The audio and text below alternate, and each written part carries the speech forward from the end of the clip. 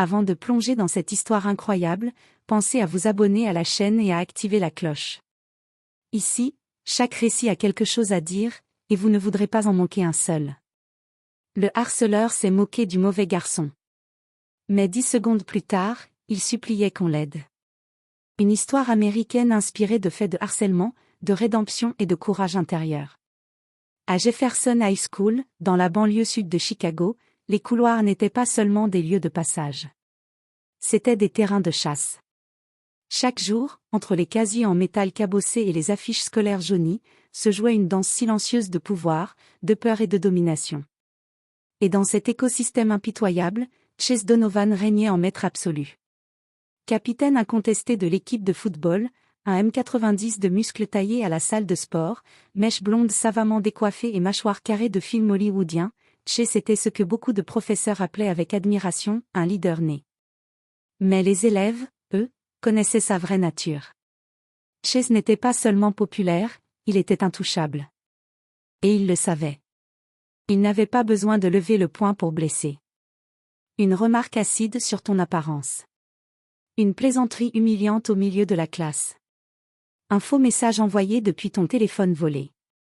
Un simple regard suffisant pour briser l'estime d'un adolescent déjà fragile. Et quand il frappait car cela arrivait, parfois il le faisait dans les angles morts, entre deux caméras, ou dans les vestiaires, là où les murs n'avaient pas d'oreilles. Il avait perfectionné l'art de faire du mal sans se salir les mains. Les professeurs ? Certains détournaient le regard, apeurés de perdre leur contrôle en salle. D'autres, séduits par son charisme et ses résultats sportifs, préféraient croire aux apparences. Les élèves ? Certains riaient de ses blagues, espérant se faire épargner. D'autres baissaient les yeux, priant de ne pas devenir sa cible. Une grande majorité vivait dans une forme de silence complice, la peur au ventre, la gorge nouée. C'était une loi non écrite, gravée dans les murs, ne défie jamais Chase Donovan. Mais dans ce royaume de regards fuyants et de sourires forcés, un élève passait inaperçu. Logan Carter. Assis seul au fond de la classe, toujours vêtu d'un sweat trop grand et d'un jean délavé, Logan ne parlait presque à personne. Cheveux châtains ébouriffés, lunettes rondes légèrement rayées, un sac toujours trop lourd sur le dos, il semblait flotter dans l'école comme un fantôme tranquille. Il avait une routine, arriver tôt, s'asseoir près de la fenêtre, dessiner ou lire en silence. Pas de téléphone dernier cri. Pas d'amis bruyants.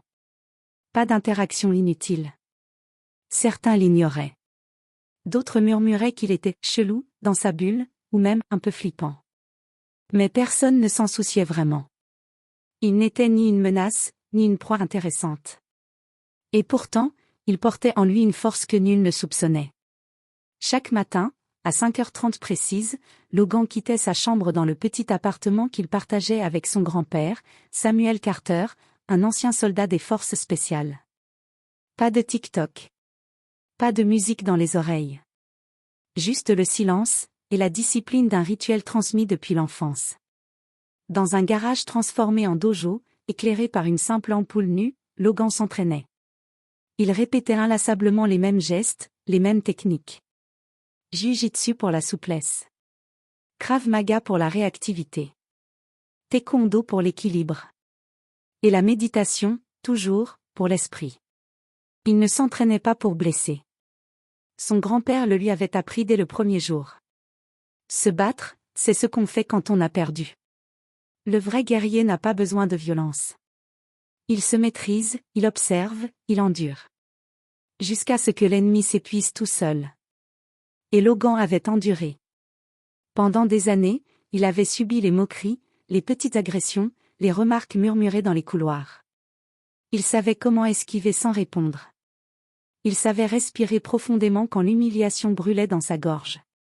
Il savait rester invisible. Mais ce matin-là, quelque chose avait changé. La veille, son grand-père l'avait regardé droit dans les yeux pendant leur entraînement, et avait dit d'une voix lente. « Tu peux esquiver toute ta vie, Logan. Mais un jour, le moment viendra où tu devras te tenir droit, non pas pour toi, mais pour ce que tu représentes. » Logan avait hoché la tête. Il n'avait pas répondu. Mais en allant se coucher ce soir-là, il sentit un frémissement dans son estomac, comme une tempête qui se réveille. Et ce matin-là, dans les couloirs de Jefferson High, alors que Chase Donovan avançait vers lui, avec ce sourire cruel sur les lèvres, Logan savait. Le moment était venu. Un mardi matin, gris et tiède comme tant d'autres, la cafétéria de Jefferson High était en effervescence.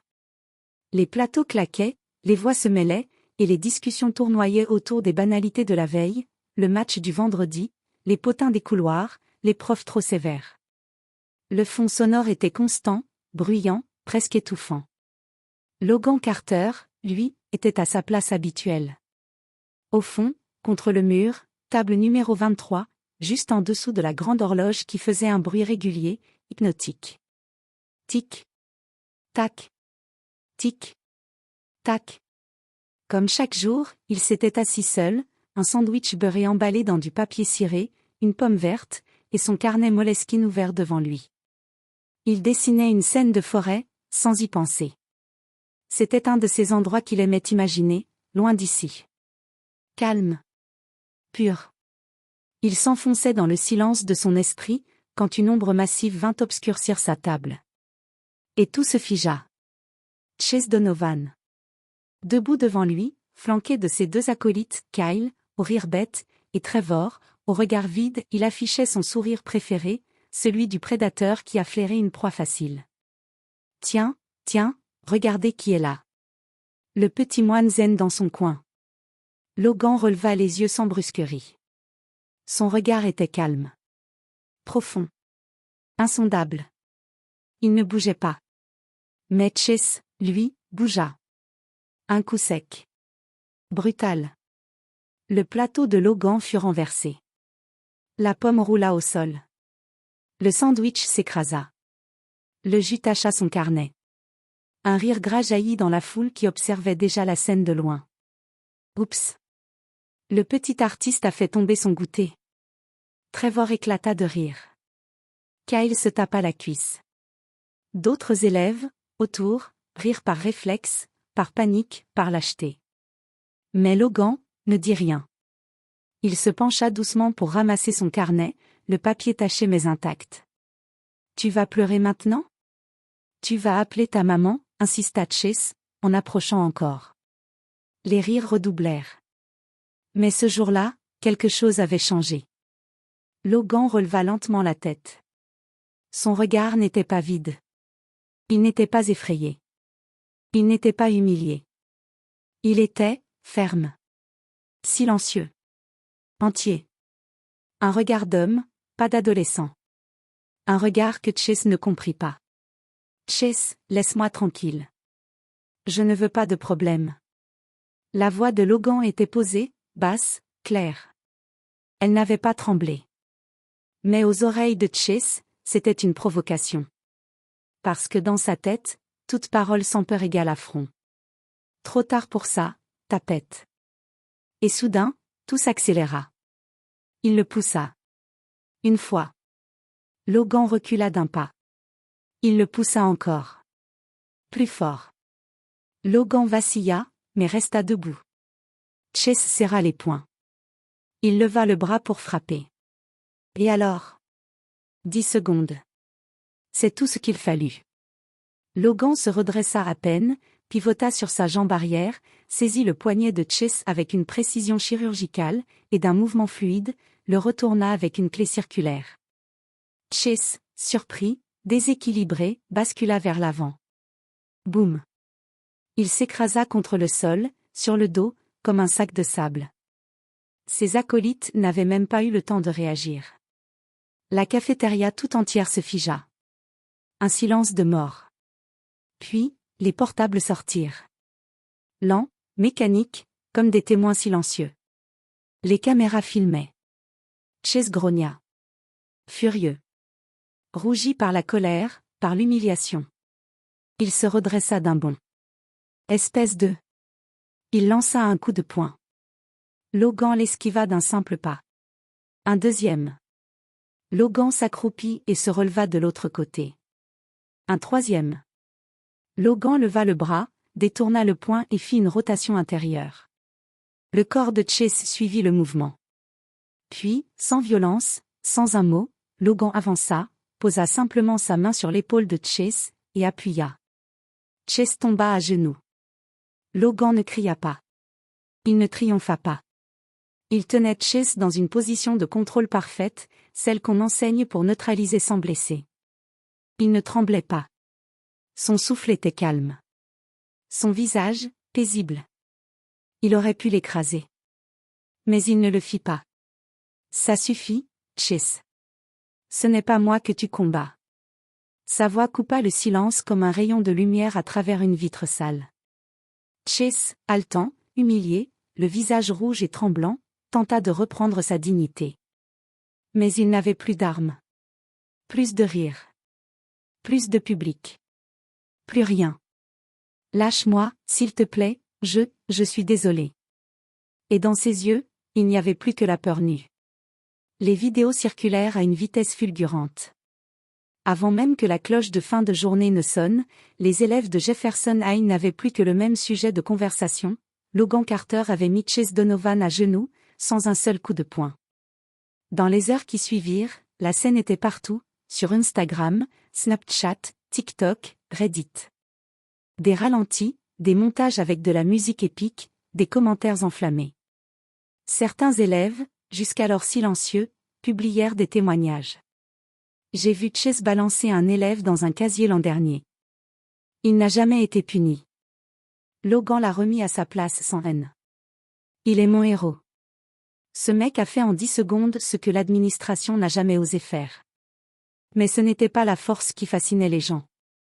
Ce qui choquait, impressionnait, bouleversait, c'était la maîtrise absolue de Logan. Son absence de rage. Son calme. Son regard presque empathique, alors même qu'il aurait pu écraser celui qui l'avait humilié pendant des années. Le lendemain matin, Logan fut convoqué au bureau du directeur, M. Reynolds. Il s'y rendit sans hâte, avec la même attitude humble et discrète que toujours. Quand il entra, le directeur l'attendait, accompagné du conseiller scolaire et de 2 autres enseignants. Il y eut un long silence. M. Reynolds le fixa, les bras croisés. « Logan, tu sais pourquoi tu es ici. » Le jeune homme acquiesça d'un simple signe de tête. Le directeur soupira, puis appuya sur un bouton de la télécommande. Une vidéo apparut sur l'écran du mur. Celle que tout le monde avait vue. Celle où Logan immobilisait Chase avec la douceur d'un moine et la précision d'un chirurgien. Ils regardèrent la séquence en silence. Puis M. Reynolds se tourna vers lui. « Tu as désarmé un élève violent, sans lui faire de mal. Ce n'est pas de la violence. C'est de la sagesse. » Il marqua une pause, puis ajouta. « Tu aurais pu l'humilier. Tu ne l'as pas fait. Tu aurais pu le frapper. Tu l'as maîtrisé. Jefferson High a besoin de jeunes comme toi. » Le conseiller hocha la tête. « C'est pourquoi nous aimerions te proposer quelque chose. » Ce qu'on proposa à Logan n'était pas une récompense.